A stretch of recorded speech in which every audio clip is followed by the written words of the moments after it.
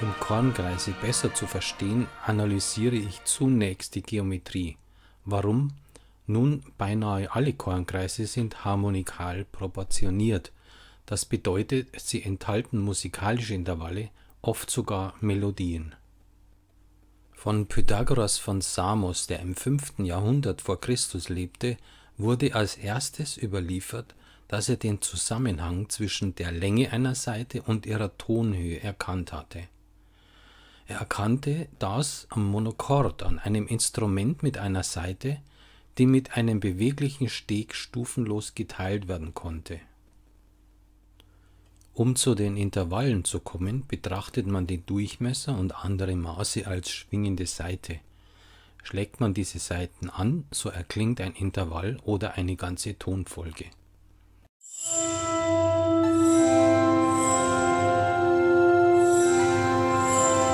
Durch Zufall kam ich auf die Melodie Wir wollen niemals auseinandergehen, die in den 50er Jahren oft gespielt wurde und deren Melodie mit der des Kornkreises übereinstimmt.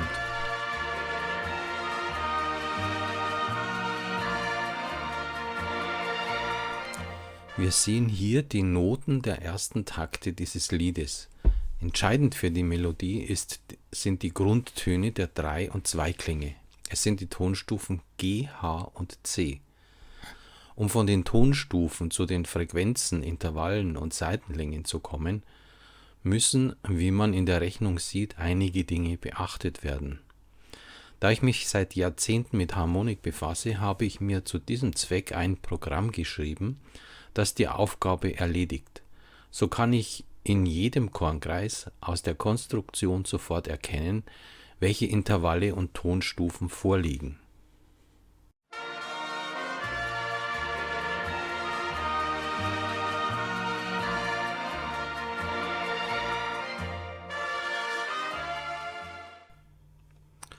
Aus 3 Tönen lassen sich 120 Tonfolgen mit 5 Noten bilden, wenn man Wiederholungen zulässt. Eine davon ist der Beginn des bekannten Liedes aus den 50ern. Natürlich kann man das als Zufall ansehen. Im Kontext dieser Betrachtung ist ein Liebeslied jedoch sehr passend, zumal eines, das recht bekannt war. Was ich damit zeigen will, ist, dass Kornkreise harmonikal sind, dass sie nicht nur ein interessantes Design haben, sondern dass sie eine Bedeutung haben. Diese Bedeutung besitzt mehrere Aspekte. Sie sind musikalisch oder was das gleiche ist, sie sind harmonikal. Zweitens, sie sind geometrisch und mathematisch. Und drittens, sie haben eine Bedeutungsebene, eine Symbolik.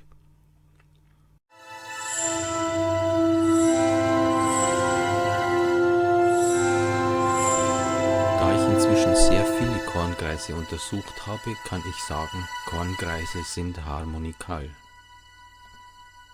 Ich habe in den Vorträgen auf den Nürnberger Harmonik-Symposien gezeigt, dass wir die harmonikalen Strukturen in der Entfaltung des Kosmos sehen.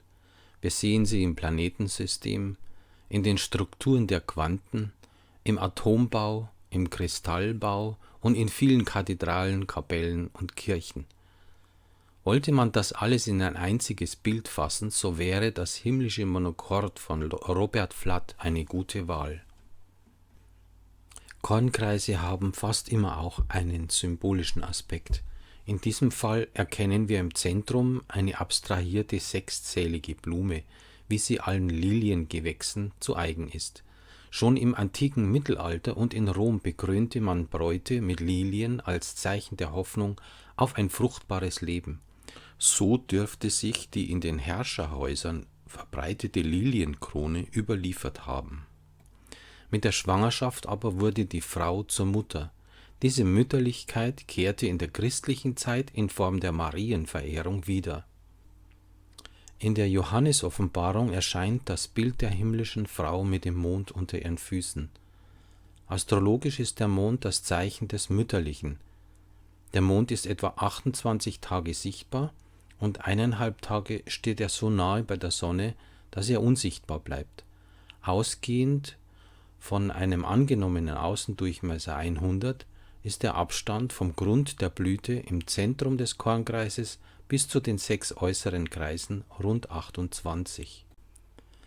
Wir haben die Werte 50 zu 40 zu 37,5 zur Vertonung verwendet. Diese Werte gingen aus der Konstruktion hervor beim Außendurchmesser von 100. Das sind die Seitenlängen.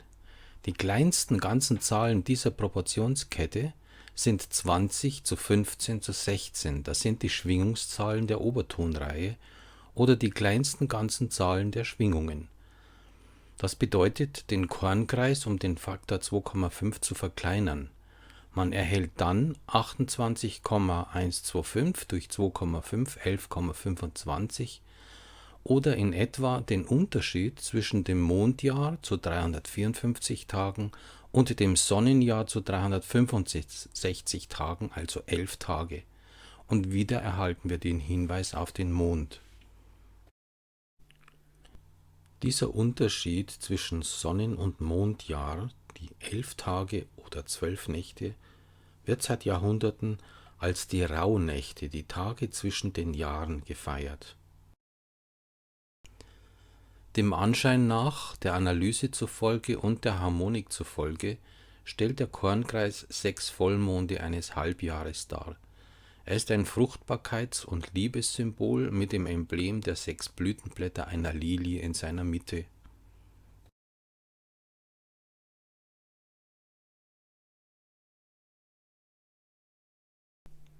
Im 8. Buch der Politeia Platons schreibt Platon, nicht nur für die in der Erde stehenden Pflanzen, sondern auch für die auf ihr lebenden Geschöpfe gibt es ein Wachsjahr und ein Missjahr an Seele wie an Körpern. Jedes Mal nämlich, wenn bei einer jeden Gattung die Lebensperiode einen Kreisumschwung vollendet, bei kurzlebenden Wesen ist dies kürzer, bei langlebenden länger. Für ein göttlich Erzeugtes gibt es aber einen Lebensumlauf, der eine vollkommene Zahl umfasst. Diese vollkommene Zahl ist die Zahl 6, da die Summe ihrer Teiler die Zahl selbst ergibt.